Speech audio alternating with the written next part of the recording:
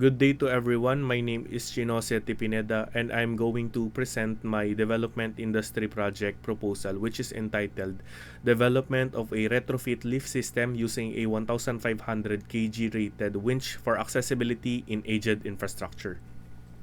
This is what I submitted, but I broke it down further to 4 slides. So we have our problem.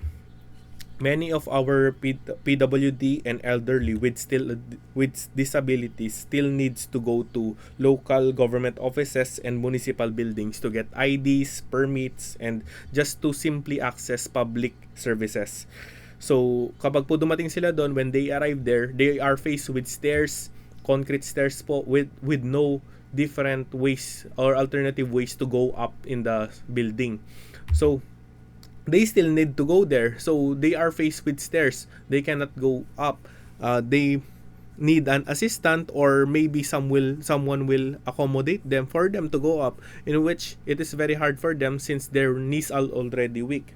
So the obvious solution is to install an elevator. But here's the catch. Most buildings po natin are not designed to have elevators at all. They, more importantly, traditional elevators and retrofitting elevators are expensive. It is upwards of 5 million to install and retrofit an elevator in an aged infrastructure. But despite all this po, PWDs and senior citizens still have the right to access mobility and accessibility regarding our LGU units. So that issue po is addressed by the DOST in the 47th National Disability Rights Week, which po my proposed solution po is a winch-based retrofit lift system. So it is a low-cost bolt-on lift designed for buildings that were never meant to have elevators at all. At its core po, it has a 1,500 rated industrial winch that is strong enough to carry a wheelchair user and an assistant. It simply mounts to an external wall or within a stairwell po using a basic up and down panel, safety locks, and emergency stop po natin.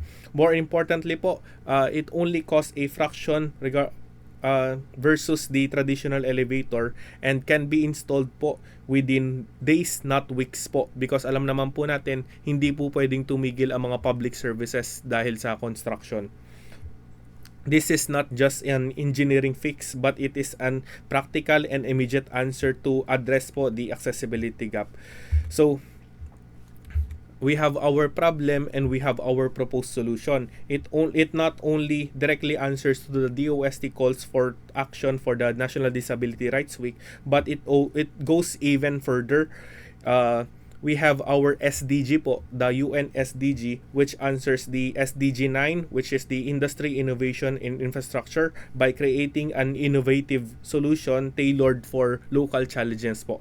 Then we have our SDG 10, which is the reduce inequalities by giving the elderly and our PWD po equal access to public services.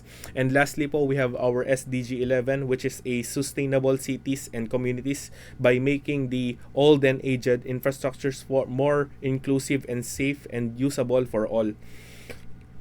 So we have our different risks such as structural failure, safety malfunction, and budget overrun, which are mitigated po by our key deliverables. So the concept design and 3D CAD models po are done by our professional engineers. The simulated performance and safety reports po, which are the FEA analysis and OAT analysis, will be done also by our professional engineers.